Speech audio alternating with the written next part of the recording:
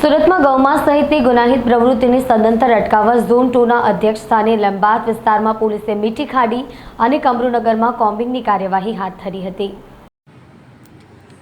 સુરત પોલીસના ઝોન 2 વિસ્તારોમાં ઉચ્ચ પોલીસ અધિકારીઓ દ્વારા સરપ્રાઇઝ કોમ્બિંગ ડ્રાઈવ હાથ ધરાઈ હતી। સુરત શહેરમાં ગુનાખોરી અને અસામાજિક પ્રવૃત્તિ કરનાર તેમજ ગૌમાંસની તસ્કરી કરતા ઇસમો વિરુદ્ધ કડકાઈ અને મક્કમતાથી કાર્યવાહી કરવા માટે સુરત શહેર પોલીસ કમિશનર દ્વારા તમામ સંવેદનશીલ પોલીસ મથકના અધિકારીઓને ખાસ સૂચના આપવામાં આવી હતી।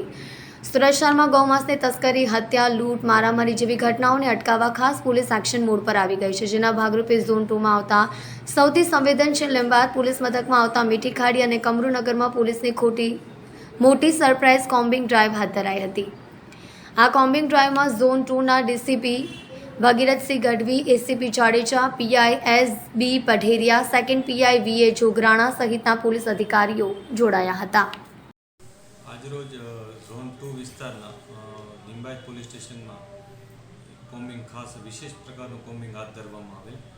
આ કોમ્બિંગમાં અગાઉ જે લોકો ઉપર ગૌવંશ હત્યાના અથવા ગૌવંશનું જે માંસ વેચવાના માટેના ગુનાઓ દાખલ થયા હતા, એ પ્રકારના જૂના ગુનેગારોના કામ કરવાના વિસ્તાર અને રહેઠાણ કે જ્યાં અગાઉ માંસ મળી આવેલ હતું, ત્યાં અમે કોમ્બિંગ કરી હતી, રેડ કરી હતી। આ કોમ્બિંગમાં લિંબાયત પોલીસ સ્ટેશનની ટીમની સાથે સુરત શહેરમાં અમારા જે બીજા એસીપી છે એ ઉપરાંત અમારી પોતાની ટીમ ઝોન 2ની અને સાથે સાથે એફએસએલના અધિકારી પણ હાજર રહ્યા હતા કે જેઓ ટેકનિકલ ગાઈડન્સ પણ આપ્યું હતું અને એ લોકોને આ બાબતે જેઓ વિશેષ પોતાની એક્સપર્ટીઝ ધરાવે છે તેઓ પણ સાથે રહ્યા હતા।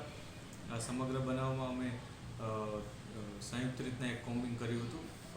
તમામ જગ્યાએ તપાસ કરી હતી। હાલ કોઈ એવી કોઈ ગેરકાનૂની વસ્તુ કે ગેરવ્યાજબી વસ્તુ મળી આવેલ ન હતી, પરંતુ લોકોને અમે અપીલ પણ કરી હતી કે આવી કોઈ પણ વસ્તુઓનો કોઈ સંગ્રહ ન કરે અથવા આવા કોઈ પણ ગૌવંશની હત્યામાંનો કોઈ પણ બનાવ ન બને એની તકેદારી રાખે।